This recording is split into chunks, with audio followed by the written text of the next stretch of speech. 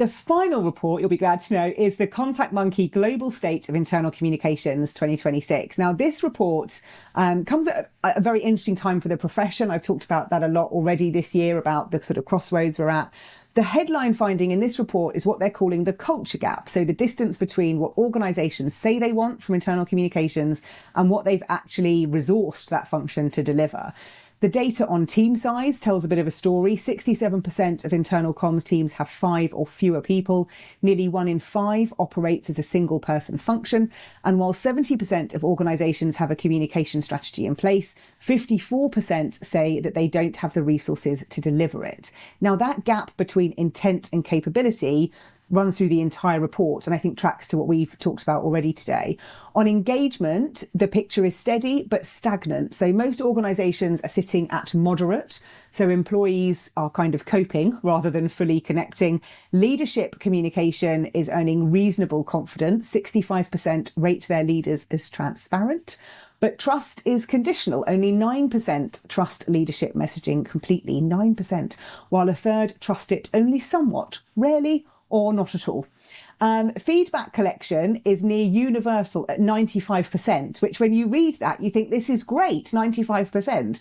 But the follow through is only about 15%. So 15% say their organisation clearly communicates actions taken as a result of feedback. 47% say it happens sometimes. 31% say it's inconsistent or delayed. I wonder why that trust gap exists. Employees are being asked to speak up, but obviously not seeing anything as a result. Now, there is some interesting insight around behaviour change in the report. 58% of respondents say internal communication campaigns only sometimes lead to visible changes in employee behaviour. Just 2% say always. Now, this report is really practical. So there's lots of practical implications you can look at as you go through here. It talks about clarity, consistency, credible follow through, all of these things to close the culture gap. Again, not volume. I'm not going to lie, when Chuck and I were talking about the reports, this was my favourite one that I read over the weekend, just because it felt the most practical and the most meaningful for practitioners. But my question really is that the report talks about leadership recognition of internal comms being at an all-time high, 82%, but that recognition isn't translating into that real influence or resources. So what do you think it's going to take to turn that around in terms of the we value comms message turning into something that's actually more meaningful? I know you said you weren't going to lie, Jenny. I hope you've never lied on frequency. This is true. I have not. I hope that hasn't happened. The thing that stood out to me here was that 70% of companies that were surveyed have a comm strategy, but more than half don't have the resources to deliver the strategy. Why are you building a strategy that you can't deliver on? Like, I don't understand that. And maybe that's where the misvaluation comes into play here. Is if why go through the efforts if you should only put a strategy around something you can actively resource. The other thing I want to call it here, when it talks about that 1 in 5 of the respondents operate solo, I think people view this as a negative. And maybe this is going to soapbox a little bit. I think there's a lot of power in being a solo internal communicator. Like you get to do this job. You are that conduit for leadership, for employees. Like, you are that role. I'm not saying it's an easy job to do, but being a part of a bigger team doesn't necessarily always mean it's easier. So I wouldn't view that as like, it's better to be a part of a big team or it's worse to be a solo communicator. Every unique situation is going to be different. As you know, Jenny, throughout Frequency, I love nothing more than holding leaders accountable for things. That when you shared that only 9% trust leadership messaging completely, I don't know if there's anything more damning than that. And then when a third only trust it, I don't know, where somewhat rarely or not at all, which to me kind of feels like the same, like you don't know if they're going to trust it or not. Man, that's the gap. That's the role.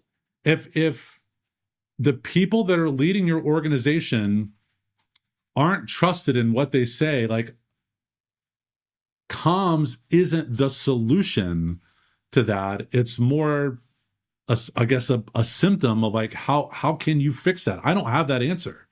Like you can't fix that with just better messaging. That is a credibility problem facing the business, with the lack of credibility with the most important audience in the business. Yeah.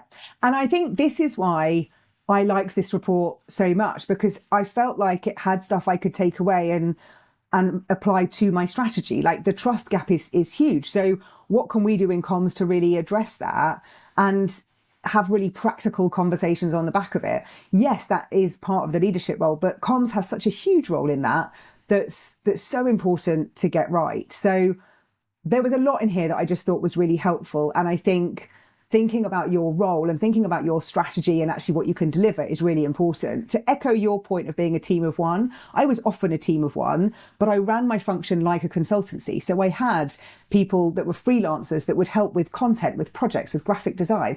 It was great because I was able to operate in that consultancy model. So that's always been how I've run things. It's how I run Redefining Communications today. And it gives you that flexibility and agility. So to your point, it's not a bad thing. It's just you need that structure and governance and all the stuff we've talked about today in order for that to really work and actually have an impact, I think. And don't create a strategy that you don't have the resources to build on. And maybe this is where AI can help. One of the things they talked about was around AI adoption in this. And they were saying like that, I think it was like 80%, give or take, somewhere on there, are using AI tools mostly at like this drafting and summarizing stage, what they described as low value stuff.